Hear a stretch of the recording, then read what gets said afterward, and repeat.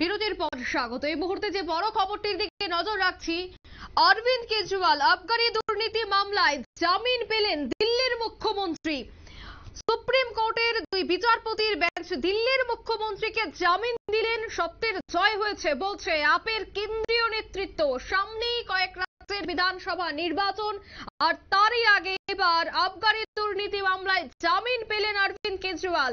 জামিনে অনেকটাই খুশি এবার আপের নেতৃত্বরা, উচ্ছ্বাসিত আপের নেতৃত্বরা। বিস্তারিত জানবো, টেলিফোন লাইনে যুক্ত হয়ে গেছে নিউজ ভ্যানগার্ড এক্সিকিউটিভ এডিটর নীল বণিক। নীল, সামনে বিধানসভা নির্বাচন রয়েছে, আর তারই আগে এবার জামিন পেলেন অরবিন্দ কেজরিওয়াল।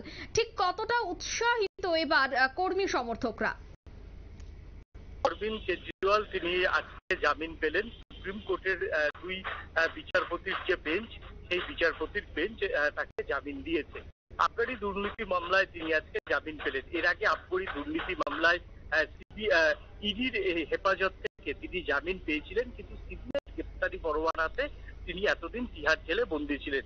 কিন্তু আজকে এই মুহূর্তে তিনি জামিন পাওয়ার পর তিনি যে বাইরে বেরিয়ে আসবেন আজকেই তিহার জেলে, বা টেকনিক্যাল কারণে সেটা হয়তো আগামী 24 ঘন্টা লাগতে পারে, কিন্তু দ্রুত তিনি যে বাইরে বেরিয়ে আসছেন সে বিষয়ে আর কোনো সন্দেহ রইল না।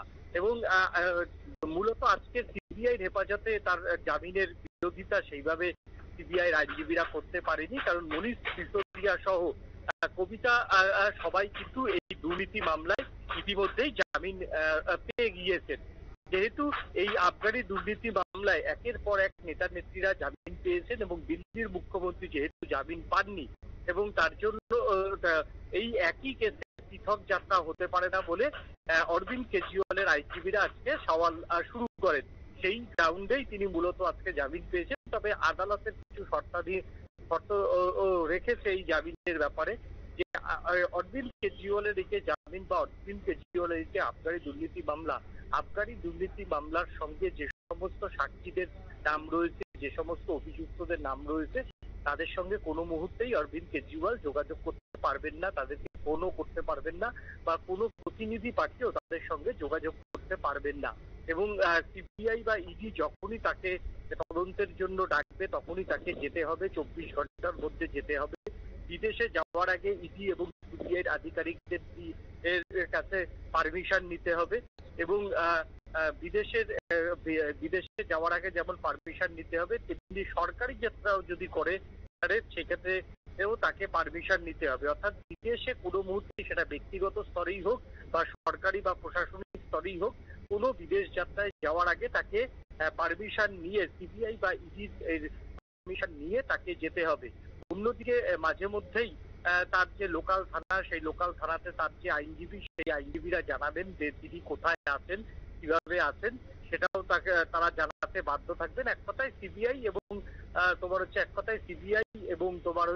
ইডির আধিকারিকদের পূর্ণ সহযোগিতা করার প্রতিশ্রুতি দিয়েই তিনি আজকে জামিন পেলেন।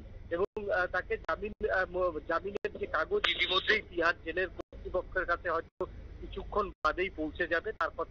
তারপর সামান্য কিছু সরকারি প্রসিডিওর থাকে, সেগুলো মেনটেন হলে আজকে দুপুরের পরই হয়তো অরবিন্দ কেজরিওয়াল জামিনে মুক্ত হয়ে যাবেন।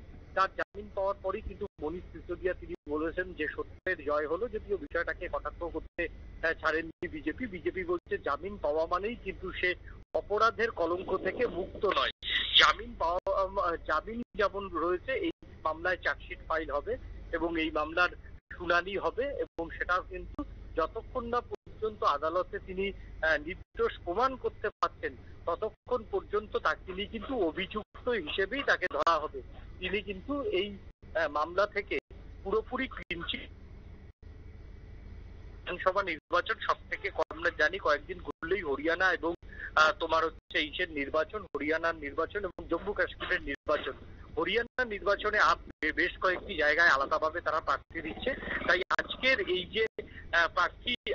এই যে জামিন পাওয়া, সেই জামিনের পর কিন্তু উজ্জীবিত অবশ্যই আপের কেন্দ্রীয় নেতারা। একদমই নীল, আমরা দেখেছিলাম লোকসভা নির্বাচনে দিল্লিতে প্রায় সবকটি আসন বিজেপির দখলে ছিল।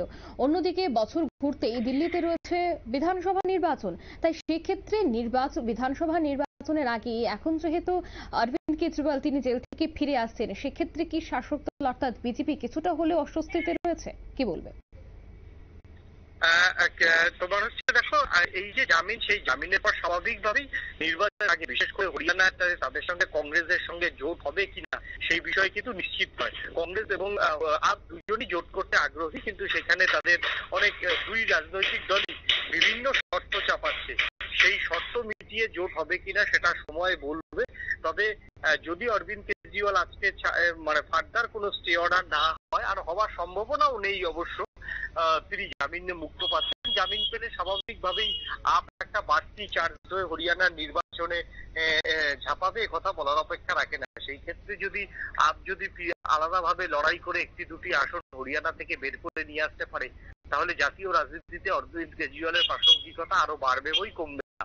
অন্যদিকে যদি আপ যদি ভালো ফল না করেও সেইভাবে যদি দেখা যায় যে ভোট কাটাকাটির অঙ্কে, আপের ভোট কাটাকাটির অঙ্কে বা কংগ্রেসের ভোট কাটাকাটির অঙ্কে সেই জায়গায় বিজেপি সুবিধা পেল, তাহলেও কিন্তু আপের আগামী দিনে ও বলয় বিশেষ করে গুরুত্ব বাড়বে। সেই ক্ষেত্রে ইন্ডি ব্লকের নেতারাও কিন্তু আপকে নিয়ে সমান উৎসাহী থাকবে। আপকে ছাড়া অন্তত পাঞ্জাব হরিয়ানা এদিকে ধরো তোমার হচ্ছে দিল্লি, অন্যদিকে কিছুটা গত বছর তারা গোয়াতেও ভালো একটা ফল করেছিল, এবং সামনে মহারাষ্ট্র নির্বাচন, সেই মহারাষ্ট্র নির্বাচনেও তাদের প্রার্থী দেওয়ার কথা রয়েছে। সেই জায়গাতে দাঁড়িয়ে যদি মহারাষ্ট্রে যদি সেইভাবে কোনো ভালো ফল হয়, তাহলে মহারাষ্ট্র নির্বাচনের আগে কিন্তু অরবিন্দ কেজরিওয়ালের কিন্তু গুরুত্ব জাতীয় স্তরে আরো বাড়বে। অরবিন্দ কেজরিওয়ালকে কিন্তু আর অস্বীকার করতে পারবে না ইন্ডি জোটের নেতারা। এনডিএ জোট তাদের বিরোধী তারা থাকবে, পলিটিক্যালি আক্রমণ করবে, এটাই স্বাভাবিক। কিন্তু সবটাই নির্ভর করছে হরিয়ানার নির্বাচন। অরবিন্দ কেজরিওয়ালের বাইরে বেরিয়ে এসে, জেলের বাইরে বেরিয়ে এসে তার একটা অ্যাসিড টেস্ট, সেই অ্যাসিড টেস্টে যদি লেটার মার্কস না পেলেও যদি পাস মার্কস পায়, তাহলেও কিন্তু আগামী দিনে জাতীয় রাজনীতিতে কিন্তু অন্যতম গুরুত্বপূর্ণ জায়গা দখল করতে সফল হবেন অরবিন্দ কেজরিওয়াল।